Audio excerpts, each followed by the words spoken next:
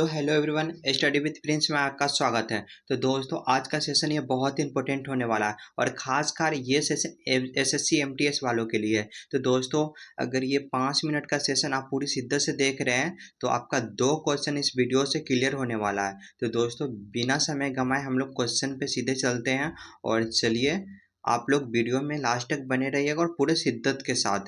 और ये सारे क्वेश्चन बहुत इंपॉर्टेंट है, प्लीज एक भी प्रश्न को मिस नहीं कीजिएगा। तो चलिए दोस्तों, ये रहा हमारा पहला क्वेश्चन। सिंधु घाटी सभ्यता प्रमुख बंदरगाह कहाँ स्थित है? तो दोस्तों, क्वेश्चन ये कह रहा है सिंधु घाटी सभ्यता का प्रमुख बंदरगाह कहाँ स्थित है? तो ऑप्शन नंबर बी हो जाएगा दोस्तों, लोथल में स्थित है। ध्यान में रखिएगा दोस्तों, सिंधु घाटी सभ्यता का प्रमुख स्थल लोथल है। तो दोस्तों, ये रहा हमारा अगला क्वेश्चन। हड़प्पा सभ्यता की खोज किस वर्ष हुई थी? तो दोस्तों, हड़प्पा सभ्यता का खोज 1921 में हुआ था, ऑप्शन नंबर ए। और किसने किया था? तो दयाराम साहनी ने किया था। ये भी ध्यान में रखिएगा दोस्तों। चलिए दोस्तों, हम लोग बढ़ते हैं अगले क्वेश्चन की ओर। ये रहा दोस्तों हमारा तीसरा क्वेश्चन। निम्नलिखित में से हड़प्पा सभ्यता की खोज किसने की थी? तो दोस्तों, इससे पहले ही हम बताए थे हड़प्पा सभ्यता की खोज किसने किया था, तो दयाराम साहनी ने किया था। ऑप्शन नंबर ए करेक्ट हो जाएगा दोस्तों। ध्यान में रखिएगा, हड़प्पा सभ्यता की खोज दयाराम साहनी ने किया था। कब किया था? तो 1921 में। चलिए दोस्तों, ये रहा हमारा अगला क्वेश्चन। भारत में खोजा गया सबसे पहला पुराना शहर कौन सा है? तो दोस्तों, भारत में खोजा गया सबसे पुराना शहर कौन सा है? तो दोस्तों, हड़प्पा हो जाएगा। ऑप्शन नंबर सी करेक्ट हो जाएगा। ध्यान में रखिएगा दोस्तों, ये सारे बहुत ही क्वेश्चन बहुत बहुत इंपॉर्टेंट है। तो दोस्तों, ये रहा हमारा अगला क्वेश्चन। ऋग्वैदिक आर्यों का प्रमुख व्यवसाय क्या था? तो दोस्तों, ऋग्वैदिक आर्यों का प्रमुख व्यवसाय क्या था? तो ऑप्शन नंबर ए करेक्ट हो जाएगा दोस्तों, पशुपालन। ध्यान में रखिएगा, ये सारे प्रश्न बहुत बहुत इंपॉर्टेंट है, तो प्लीज एक भी प्रश्न को मिस नहीं कीजिएगा। ये रहा हमारा अगला क्वेश्चन। चंद्रगुप्त मौर्य ने चाणक्य को अपना क्या बनाया था? तो दोस्तों, आपको चाणक्य को अपना क्या बनाया था? तो ऑप्शन नंबर सी करेक्ट हो जाएगा दोस्तों। क्या है? तो प्रधानमंत्री ने बनाया था। चंद्रगुप्त मौर्य ने चाणक्य को प्रधानमंत्री बनाया था। चलिए दोस्तों, अगले प्रश्न की ओर बढ़ते हैं। ये रहा हमारा अगला क्वेश्चन।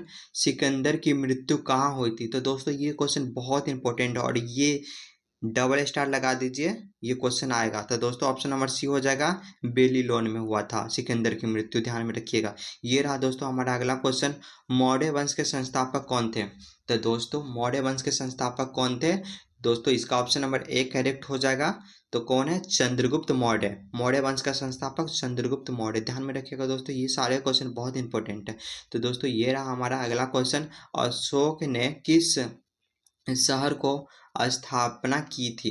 तो दोस्तों, अशोक ने किस शहर की स्थापना की थी? तो दोस्तों, ऑप्शन नंबर ए हो जाएगा, श्रीनगर को। ध्यान में रखिएगा, अशोक ने श्रीनगर की स्थापना की थी। क्वेश्चन बहुत इंपॉर्टेंट है और क्वेश्चन बार बार पूछा जाता है ये सब। दोस्तों, ये रहा हमारा अगला क्वेश्चन। किस युद्ध के बाद अशोक ने बौद्ध धर्म अपनाया था?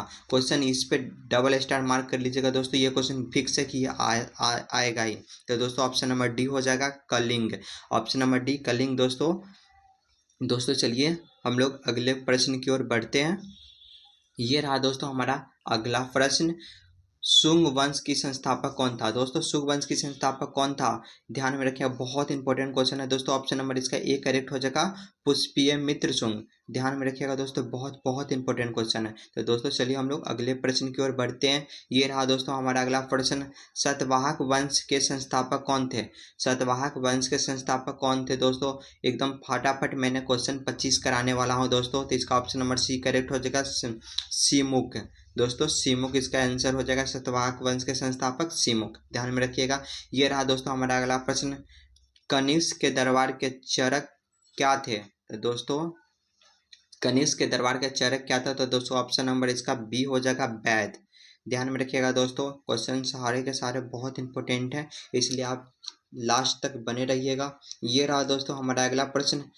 भारत का आर्यभट्ट किससे कहा जाता है? तो दोस्तों, भारत का आर्यभट्ट किसे कहा जाता है? तो दोस्तों, बहुत इंपॉर्टेंट क्वेश्चन, इसका ऑप्शन नंबर ए हो जाएगा, नागार्जुन को कहा जाता है। ऑप्शन नंबर ए करेक्ट हो जाएगा, नागार्जुन। ध्यान में रखिएगा दोस्तों, सारे प्रश्न बहुत बहुत इंपॉर्टेंट है। अगले प्रश्न की ओर बढ़ते हैं। ये रहा दोस्तों प्रश्न। निम्नलिखित में से गुप्त वंश के संस्थापक कौन थे? तो दोस्तों गुप्त वंश के संस्थापक कौन थे? तो ध्यान में रखिएगा, बहुत इंपॉर्टेंट क्वेश्चन है। ऑप्शन नंबर ए करेक्ट हो जाएगा Shrigupta. Option number A correct हो जाएगा दोस्तों श्रीगुप्त। ध्यान में रखिएगा गुप्त वंश के संस्थापक श्रीगुप्त। ये रहा दोस्तों हमारा अगला प्रश्न, आगरा नगर की स्थापना किसने की थी? तो दोस्तों बहुत बहुत इंपॉर्टेंट है दोस्तों, आगरा नगर की स्थापना किसने की थी? तो ऑप्शन नंबर डी हो जाएगा सिकंदर लोदी ने किया था। और दोस्तों एक क्वेश्चन ऐसे भी है, ताजमहल कहाँ स्थित है? तो आगरा में, ये भी ध्यान में रखिएगा दोस्तों। ये रहा दोस्तों हमारा अगला प्रश्न, गुप्त वंश के वास्तविक संस्थापक कौन थे? तो दोस्तों गुप्त वंश के वास्तविक संस्थापक कौन थे? तो चंद्रगुप्त प्रथम थे। ऑप्शन नंबर डी करेक्ट हो जाएगा दोस्तों चंद्रगुप्त प्रथम। ध्यान में रखिएगा दोस्तों। चलिए हम लोग अगले प्रश्न की ओर बढ़ते हैं। ये रहा दोस्तों हमारा अगला प्रश्न, सात टापुओं का शहर किसे कहा जाता है? तो दोस्तों सात टापुओं का शहर किसे कहा जाता है? बहुत बहुत इंपॉर्टेंट क्वेश्चन है दोस्तों। ऑप्शन नंबर बी करेक्ट हो जाएगा मुंबई। सात टापुओं का शहर किसे कहा जाता है? तो मुंबई को कहा जाता है। ध्यान में रखिएगा दोस्तों। चलिए अगले प्रश्न की ओर बढ़ते हैं। यह रहा दोस्तों अगला प्रश्न, सर्वाधिक अम्लीय वर्षा किस देश में होती है? तो दोस्तों क्वेश्चन ये कह रहा है सर्वाधिक अम्लीय वर्षा किस देश में होती है? तो ऑप्शन नंबर डी हो जाएगा दोस्तों Norway. Option number D Norway. और दोस्तों ऐसे भी क्वेश्चन आ सकता है, सबसे ऊंची रहा दोस्तों हमारा अगला प्रश्न, करगम किस प्रदेश का लोक नृत्य है? तो दोस्तों करगम किस प्रदेश का लोक नृत्य है? तो दोस्तों ऑप्शन नंबर ए करेक्ट हो जाएगा तमिलनाडु। दोस्तों Tamil Nadu option number A correct हो जाएगा। चलिए दोस्तों हम लोग अगले प्रश्न की ओर बढ़ते हैं। ये रहा दोस्तों हमारा अगला प्रश्न, भारतीय जागृति का जनक किसे कहा जाता है?